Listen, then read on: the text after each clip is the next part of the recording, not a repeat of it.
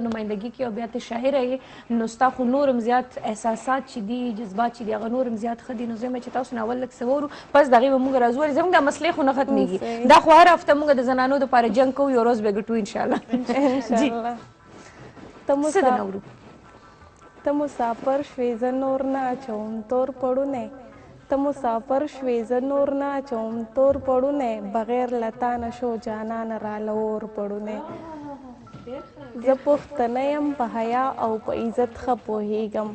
زه پښتنه یم په حیا او په عزت ښه پوهېږم ځکه ورکوټوالي کې راکړی راله مور پړونی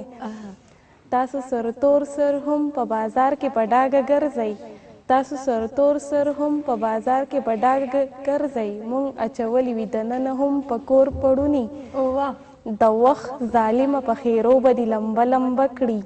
د وخت ظالمه په خیرو به دې لمبه لمبه کړي د پښتنې د سر نه ماخله په زور پړوني زبردست کیا بات ہے خلک وایي په پرده کې جنۍ ښکلې ښکاري خلک وایي په پرده کې جنۍ ښکلې ښکاري ځکه بازار نه دی راوړی راله رور پړونی جانانه راشه د احساس اخرنی سلګی دی جانانه راشه د احساس اخرنی سلګی دی نن یې دی په مخ باندې راخور پړونی زبردست کیا بات ہے احساس دا خو داسې ښایسته ښایسته شاعري دې وکړه ماشاءالله مطلب لګي نه که نه هغه ایج نه لګي نه چې دومره پختګي به ستا په شعر و شاعرۍ کې ډېره ښه ورځي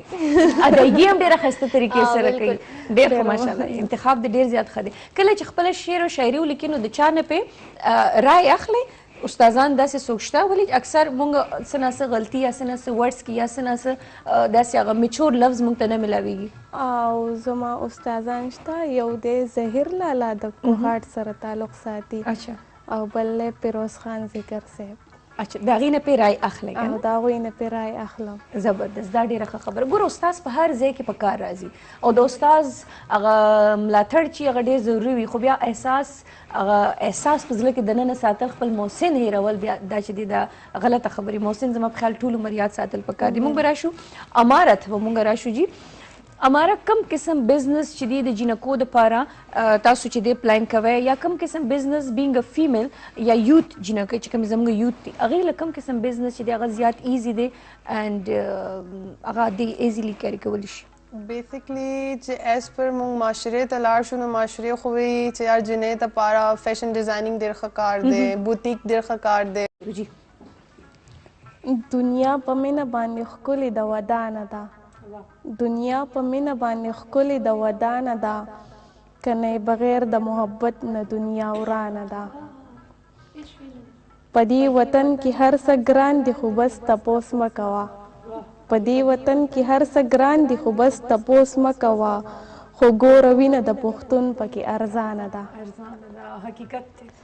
د محبت نه ناخبر دي پیسې خوښوي د محبت نه ناخبر دي پیسې خوښوي دغه ګیله مې د دې دور د انسانه ده ستا په قدم چې څوک قدم ږدي نو خوشحاله به وي ستا په قدم چې څوک قدم ږدي نو خوشحاله به وي ستا عقیده ډېره سپېڅلې باچا خانه ده جانان مې راغی او واپس رانه روان هم دی جانان مې راغی او واپس رانه روان هم دی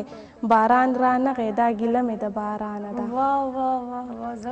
ښځه هم حق لري د خپل حق تپوس به کوي ښځه هم حق لري د خپل حق تپوس به کوي ښځه هم حق لري او ډېره قدردانه ده دا ستا په غېږه کې اتلان او پښتانه اوسېږي دا ستا په غېږه کې اتلان او پښتانه اوسېږي نوره احساس در باندې مړه افغانستانه ده ښه دا په خبرې باندې یاد کړو که نه